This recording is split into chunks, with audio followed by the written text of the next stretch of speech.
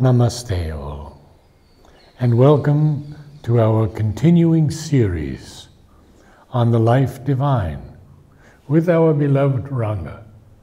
We are on page 527 in the chapter Memory, Self-Consciousness, and the Ignorance, beginning with the line, "So far we arrive," and we have read that line already, and Ranga will now give us the summary.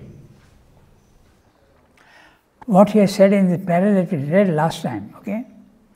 We have been looking at mortal mind of man, and its memory as they appear to us in the normal, ignorant waking consciousness of man.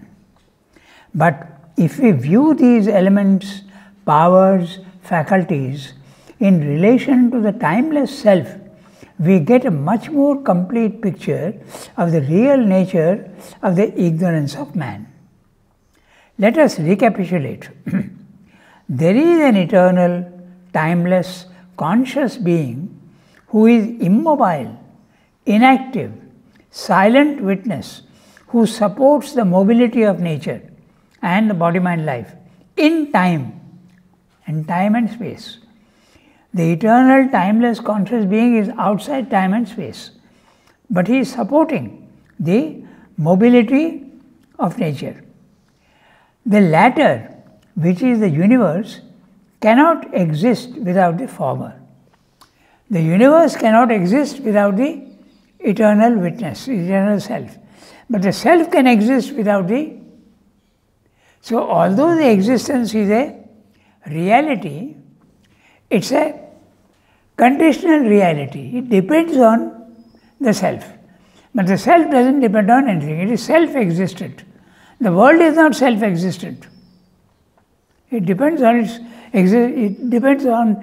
for its existence on the self, which is timeless, spaceless, immobile. Okay, then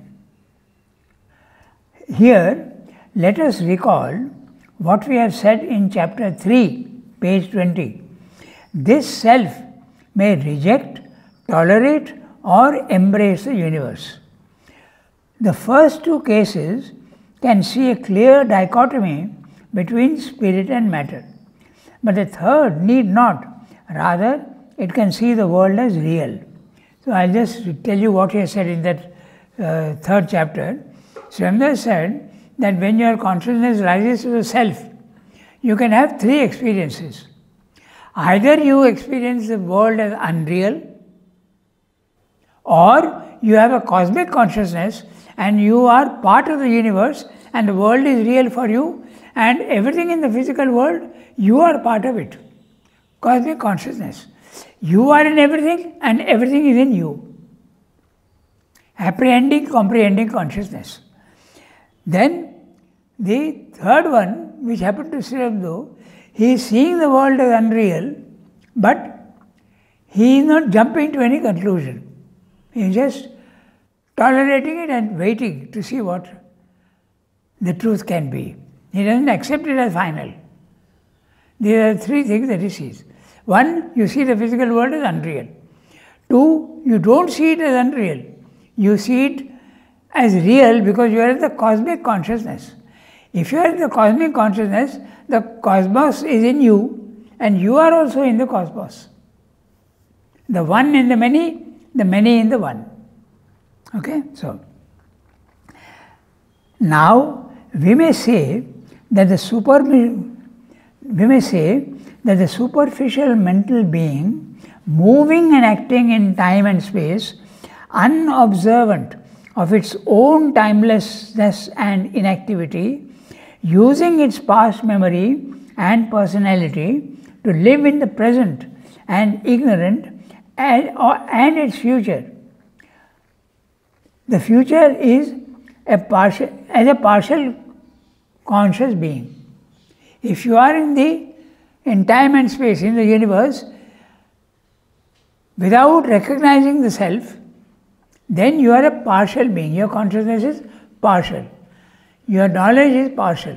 There is ignorance and knowledge mixed. Okay?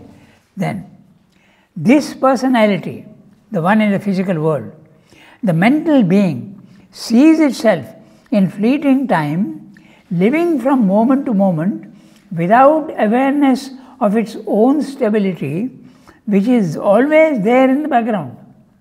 This is his ignorance. But in reality, it is actually the same stable self who has limited himself willingly to experience himself in the adventure and uncertain surprise of the unknown future. So let's make it simple. God decides that he wants to be outside the universe and watch it. Or he says, I would like to be in the universe and experience it. So that's it. We are using strong words and saying this is unreal, that is real. But you can see it in this way, that the divine is stationing himself in the self and watching the world impartially. Or he is putting himself in the universe and then he is oblivious of his self. It's the same divine. Yes, but when he is immobile, perfect, unmoving, yes, how can he be in the world? You can't be at the same time. It's two different things. So when you are here, you are not conscious of your stable, eternal, infinite being. This is what the spiritual experience is. Now Sri Aurobindo says, there should be a consciousness which has simultaneously the consciousness of both. And that you can do when you go to the self, the third, the Purushottama, the Ishvara consciousness, the third one. If you remember the three levels, it becomes easy to understand. Is that above the supermind? Supermind is the third level. Okay. The first level is you are in ignorance. Second is you are outside the universe, watching it, immobile, but they seem to be different. So when you want to see both together, you have to go to the third level. Okay? This is ignorance. But in reality, it is actually the same stable self who has limited himself willingly to experience himself in the adventure and uncertain surprise of the unknown future. He has purposely reduced himself to experience the world. And now he accepts to experience the unknown future. Yeah. He says, I want to know, I want to see that also. I don't know what's there. I'll live moment to moment and see what is there. Past I can remember to a certain extent, but the future I don't know, and it's an adventure. I'll meet it, I'll face it. That's what we are all doing. Yes. So this is what he has said in that para. Now we have one paragraph left in this chapter. Only? Okay, fine, we'll do that now. Time. Right? Yes. Now, time is a great bank of conscious existence turned into values of experience and action. The surface mental being draws upon the past and the future also and coins it continuously in the present. He accounts for and stores up the gains he has gathered in what we call the past, not knowing how ever present is the past in us. He uses as much of it as he needs as coin of knowledge and realized being, and pays it out as coin of mental, vital, physical action in the commerce of the present, which creates to his view the new wealth of the future. We'll finish the para and come back. He has used images. Yeah. Okay. So, of the future. Ignorance is a utilization of the being's self-knowledge in such a way to make it valuable for time experience and valid for time activity. What we do not know is what we have not yet taken up, coined, and used in our mental experience, or have ceased to coin or use, or have ceased to coin and use. Behind all is known and all is ready for use according to the will of the self in its dealings with time and space and causality.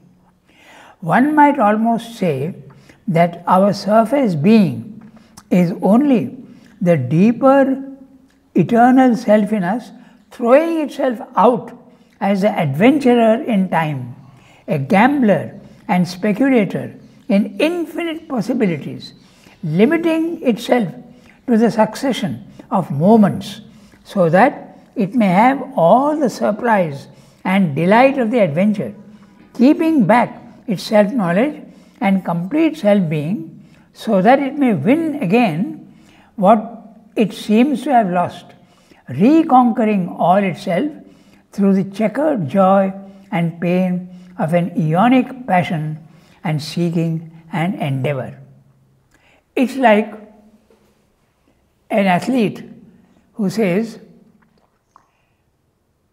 I can run the 100 meters, but I also want to run by blindfolding myself. I want to see what that experience is. So the divine limits his knowledge and does not know the future and comes down and says, I want to experience this. That's our condition. But we don't do it in that way. We resent not knowing the future and we are fighting against the problems. But when you realize the self, you will realize that you have to not fight against the universe, but you have to cooperate with the universe. You must have a cosmic consciousness. So that finishes the chapter. And he uses the word coin so many times. Now that's a very interesting thing. Yes. Whatever you have experienced in the past is your store. It's like whatever salaries you have got, you just keep it in the bank. And when you are faced with a new situation, you draw the money from there and use it for the present and also for the future. I am getting, say, 50,000 rupees per month. I go on collecting in the bank. Now I want to build a house in the future. So I draw that and use it for this. Or I want to just now go for a holiday, so I'll draw the money for my holiday. For the present and the future, that's what he's saying. He's using the word coin in that sense. Using the valuable money of the past for the present and the future. Shall we go to the next chapter? Chapter 9. Yeah. So memory has just touched a little bit. He has not gone too deep. So now it is memory, ego and self-experience. Chapter 9. Memory, ego and self-experience. Before we start, memory is clear. Remembering what has happened in the past. Okay? Ego is that construction of nature. It's a construction. In other words, it is born with you and disappears with your death. It is not eternal. It is something transient for a very useful instrument for living in the world. Each new birth, ego is new. Yes. There is no ego in the higher planes of consciousness. The ego is a trick of nature to help you. Oh, you are without any instruments? Okay, I'll give you a vehicle. Okay, it will be useful for you. So ego is that. It is given to you in the world for your own benefit. And how is it beneficial?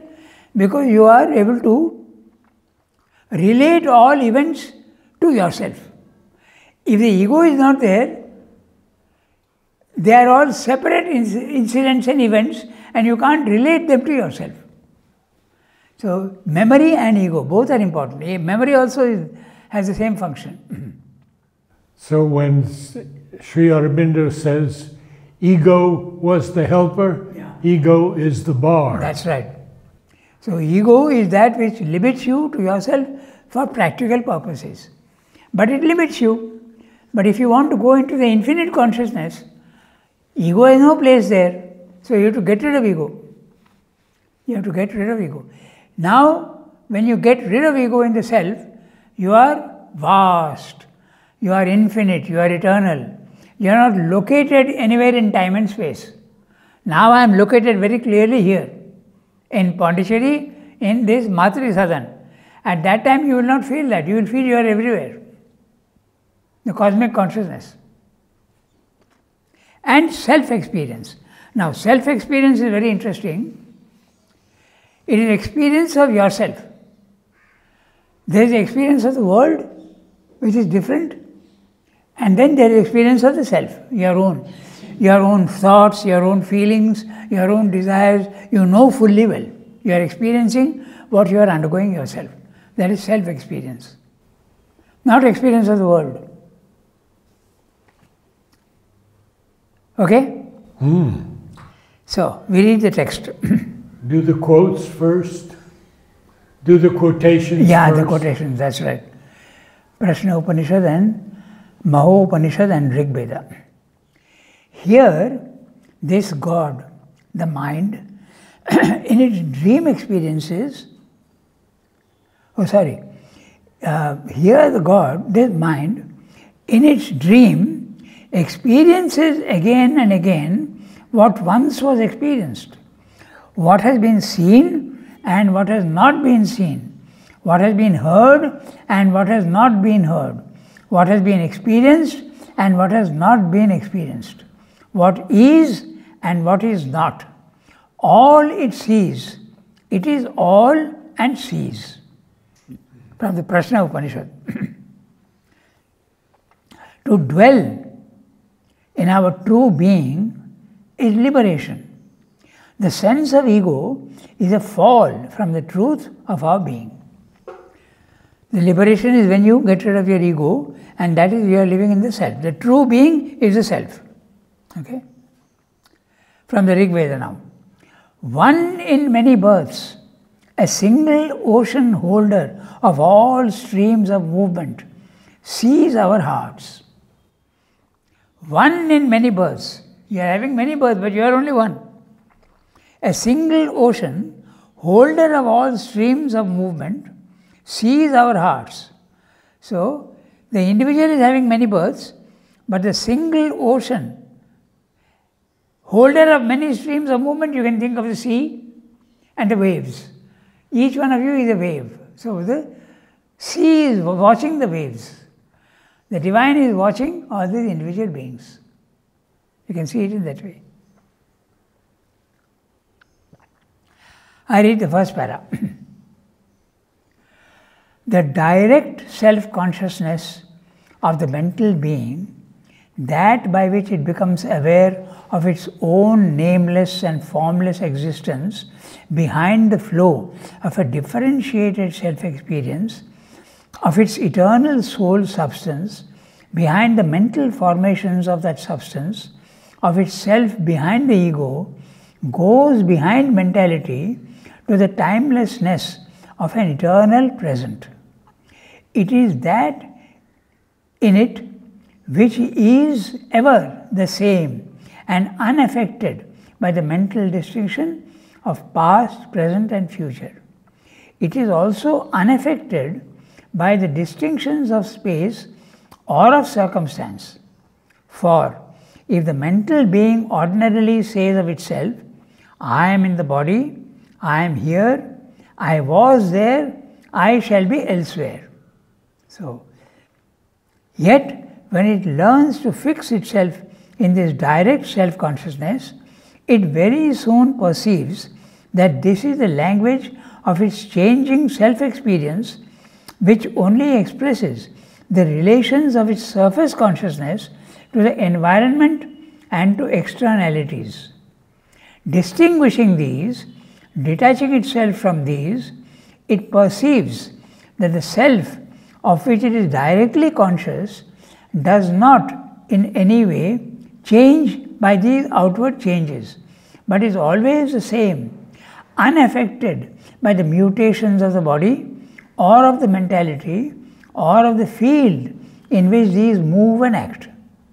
It is in its essence featureless, relationless, without any other character than that of pure conscious existence, self-sufficient and eternally satisfied with pure being, self-blissful.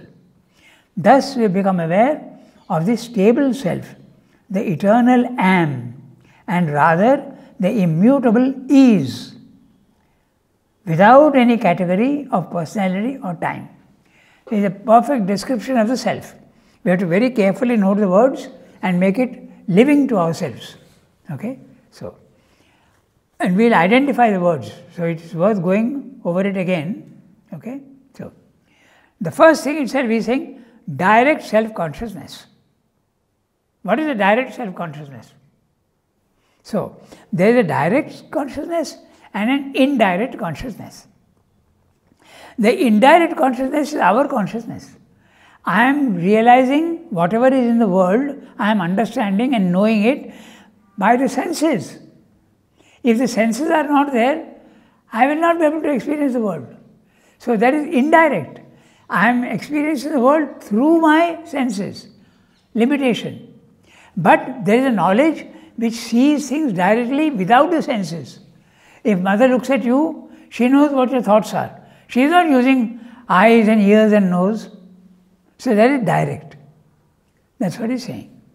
So Sridhar has just said that, but he has, I think in the next chapter or whatever, one chapter he says that there are basically 4 types of knowledge. First is indirect separative knowledge. You are separate from me and I am seeing you as separate from me, but I am seeing you through my senses. This is knowledge number 1. Okay? Next, I rise in consciousness and I don't need to use my senses. I have got subtle senses. So, I don't use senses. Through my subtle senses or subtle consciousness, I see you and know what you are. This is direct knowledge. Direct knowledge but separative. I know you but you are separate from me. So, the first is indirect separative knowledge. The second is direct separative knowledge. You are you and I am I. Not different. But I don't need senses. I can look at you and know your thoughts. I can look at you and know your emotions. Okay? Then the third one is direct non-separative. That means I become you. Knowledge by identity. Identity, yes. So this is the fourth one. But there is a third one in between, before the fourth one, diminished knowledge by identity. Diminished, attenuated. It's not full identity. Okay? So these are the 4 types of knowledge. So that's why he's saying direct self-consciousness. So now we can see exactly what he's saying. The direct self-consciousness of the mental being, that by which it becomes aware of its own nameless and formless existence. Which is the nameless and formless existence? The self. Okay? Of its eternal soul substance. Now note the word soul substance. Everything is substance. Matter is substance. Our vital is subtle substance, mental is even subtler substance, even the soul is substance. We shouldn't think that the soul is something abstract. That's the reason why even the divine is substance, Sat. Sat is substance. But very, very, very, very subtle and free. Okay? And that is the reason why Mother said that when she was looking at Rijuta, she saw the psychic being. She saw the psychic being bigger than the body. In the Upanishads it says the psychic being is just Angushta Matra Purusha, very small, hiding inside you. But she saw outside her body, bigger than her body. Now then she said that this could be the next supramental body, which is substance. So the psychic being is substance, subtle substance. Okay? So, formless existence behind the flow of a differentiated self-experience. Differentiate. Today I am happy, tomorrow I am angry, day after tomorrow I am in a indifferent mood. So that's a differentiated self-experience. Self-experience, I am knowing myself, but in differences. All the emotions are different. Differentiated self-experience of its eternal soul substance behind the mental formations of that substance. So mental formations, our thoughts. All our thoughts are only formations. They are constructions. The mind constructs a thought and then it destroys the thought. Yes, but don't all the thoughts come into the mind? Into the mind, but you are also manufacturing thoughts yourself. See, you are receiving thoughts from outside. You are also sometimes modifying the thoughts and sending it out again. Or you are manufacturing your own thoughts also and sending it out. In fact, in synthesis, Srinath says something very interesting. He says it is like, I want to make a car in my country. So, I import a full car, ready-made car I import. Ready-made thoughts are coming into your mind. Or there is a raw material. I want to make the car here, I don't want to receive the car from outside. So what I do, I get the parts, I save labor, I get the parts and do it here. So raw material of a thought comes into you and you give it a form. Follow? Or you do it with your own substance. I don't want to even import parts. I have got steel, I have got this, I have got that, so I will use in my own, I will construct a car in my own place without importing from outside. So you are using your mental substance to create thoughts and exporting them. So this would be the great architects also. Huh? The great architects Yes. would form thoughts Yes. and create things. Yes. All the three are possible. Importing full finished thought, raw material of a thought and you are giving it a shape, or you are using your own mental substance to create a thought. This is there in synthesis. He has explained very clearly. Not in the way I said, but that makes it obvious. Okay, so so that's what he means by behind the mental formations of that substance. Formations of the substance is thoughts. Of itself behind the ego. Your ego is what you think you are, but behind the self, the ego is a self. Behind you and above you. Okay? Goes behind mentality to the timelessness of an eternal present. The behind mentality to the timelessness of an eternal present is the self. Very clearly. It is timeless and it's static.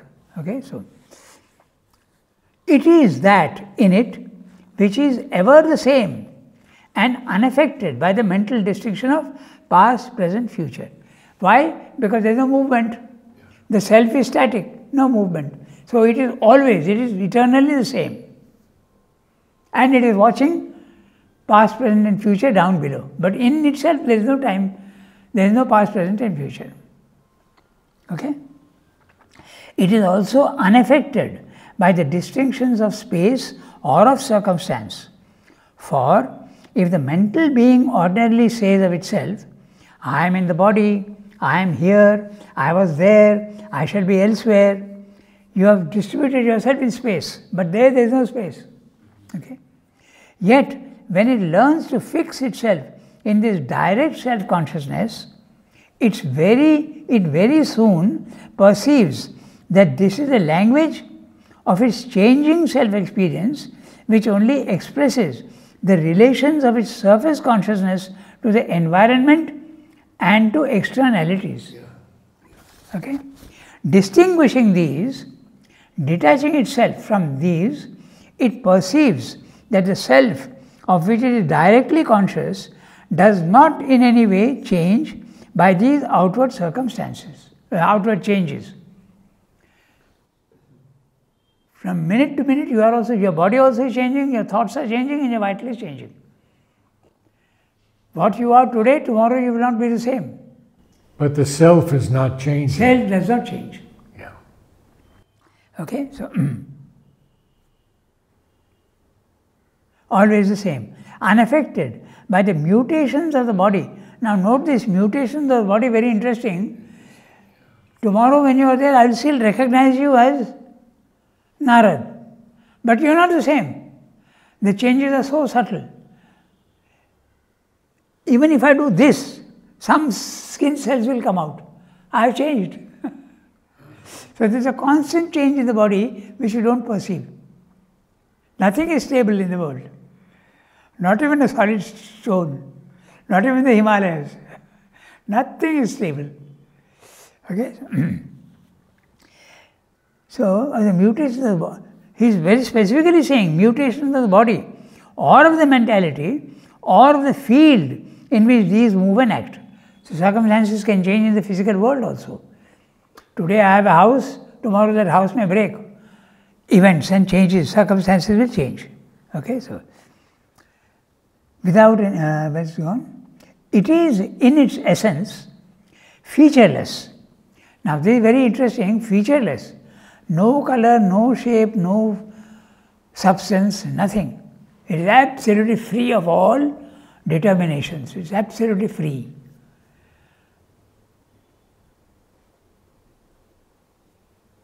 It's like, if you want to imagine that, that's why the self, the Buddhists say it is shunyam, nirvana, it is nothing.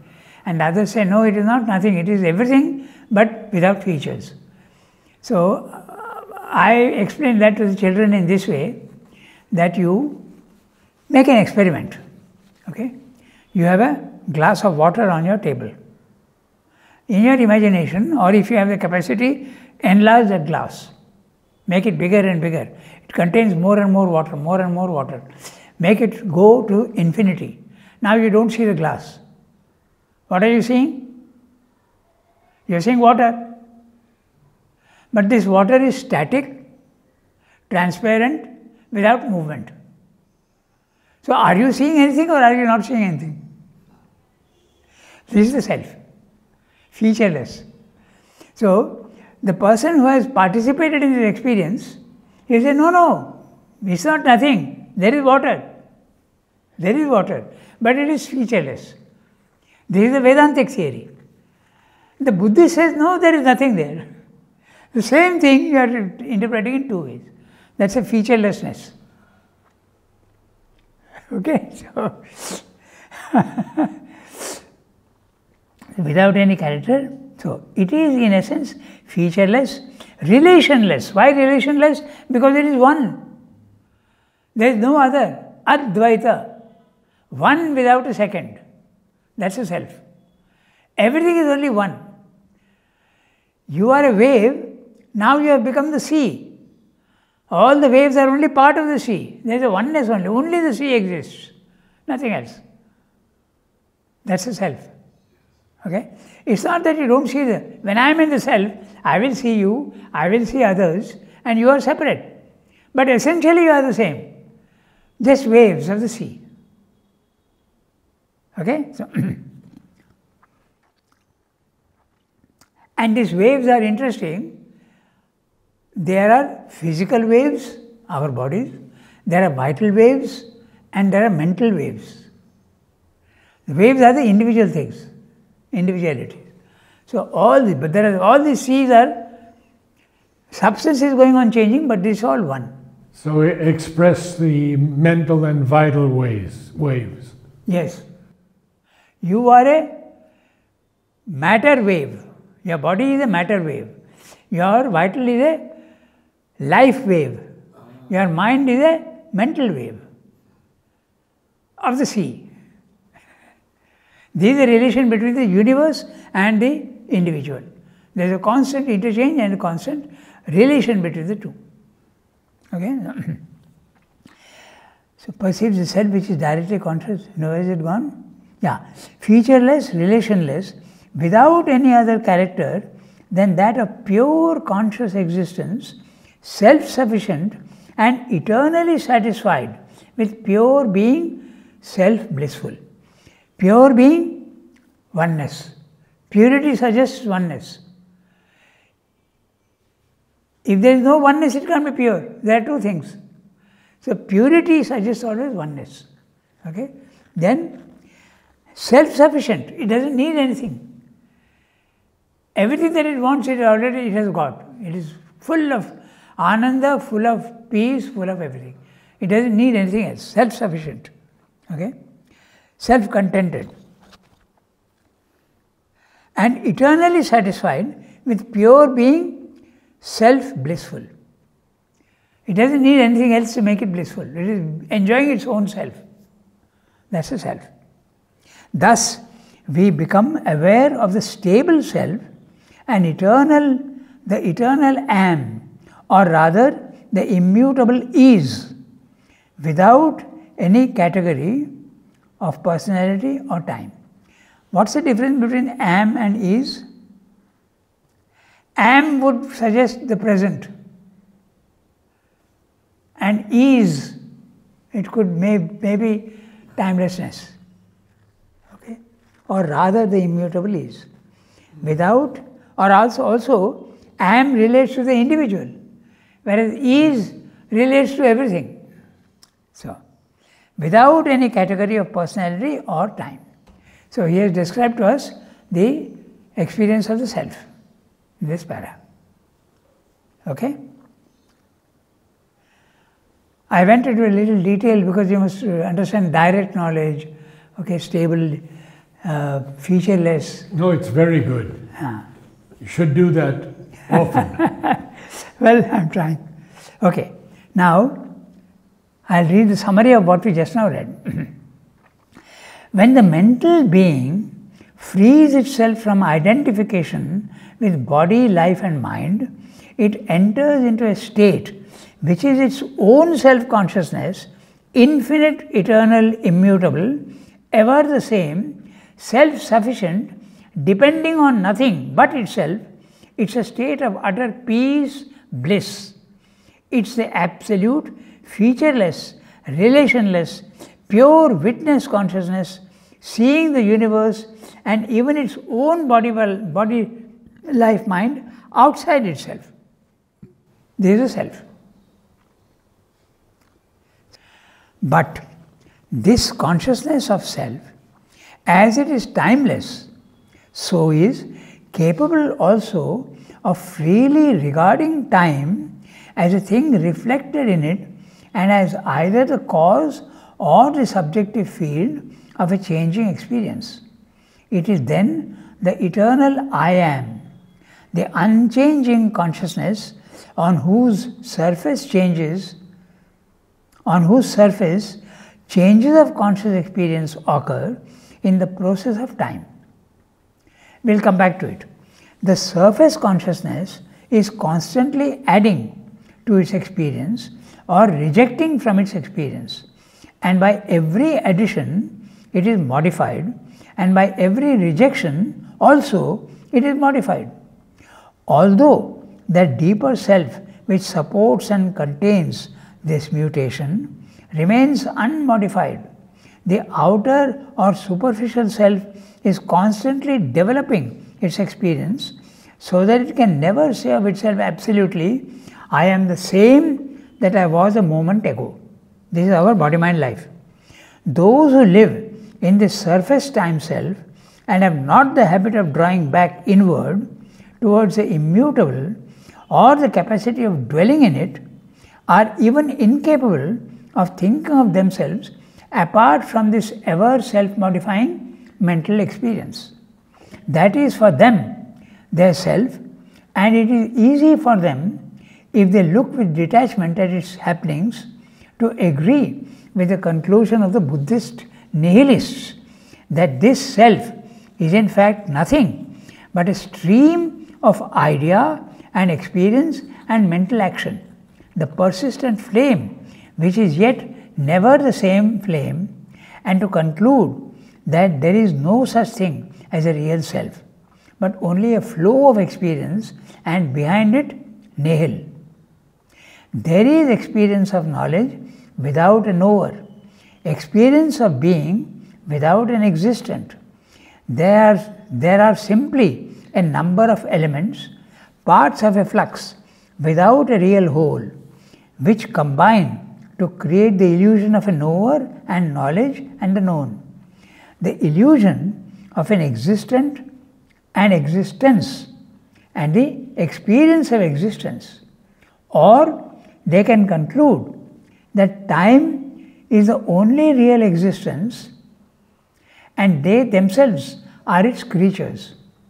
This conclusion of an illusory existent in a real or unreal world is as inevitable to this kind of withdrawal as is the opposite conclusion of a real existence but an illusory world to the thinker, who, dwelling on the immobile self, observes everything else as a mutable not self.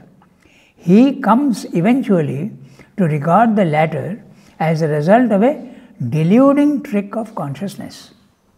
So, he is actually saying that all experiences are possible. You can be, if you are in the physical world and you are not conscious of the self, you are not conscious of God, then tomorrow you will disappear. So where is the reality? It is just something, it's a flame that is being blown out and it is going on changing. Everything is changing in the physical world. This is our experience. So was the Buddha conscious of himself? Yes, conscious of himself, but he went even one step farther. He said even the self is not there. You just go and nihil, you become zero. You go into a consciousness which is the origin of everything. It is substance which is featureless, no individuality even. That's possible. Or you can remain in the self and watch the changes in the physical world. Or you can be in the physical world and not know the self. That's what he's saying, all the three are possible. Okay? So, I'll just read the summary. Okay? The consciousness of self, the witness self, itself being timeless and immutable, is also capable of seeing the physical mutable. It's possible. You are there and you are seeing the physical world, not as unreal. Okay? Physical mutable time world as reflected in its own featureless screen of consciousness in two ways. The three possibilities of chapter 3, page 20. Either the physical world is a cause of its surface experiences, the world is real, or it's only the subjective field of those mutable experiences, world is unreal. I think we'll have to do this again next time. When identified with this inner state, it is the eternal I am. The stable self supports all this outer movement, which is constantly adding or rejecting experiences, and by this process, it is growing and modifying itself constantly without ever ceasing. The normal man who identifies himself falsely with this ever-changing bundle of body, life, mind is ignorant of his real self, ever present in the background, and he can very well agree with the Buddhist nihilist who says there is no permanent being anywhere, but only a series of ever-changing events in a non-stop stream. There is experience without experiencer, knowledge without knower. This is a Buddhist theory.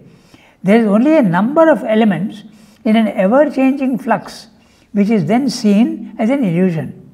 Or they can conclude that the only reality is the universe in time, and all creatures are only the creations of this universal force, the materialist theory. The illusoriness of the physical world is then a certainty, and they can conclude that the world is a trick of the mental consciousness if one sees the physical world as a subjective image in one's consciousness. I think we'll do this next time a little more detail, because let's very clearly state what Siddhartha is saying. Okay? So we'll redo this para, which starts with, but this consciousness of self. Namaste all.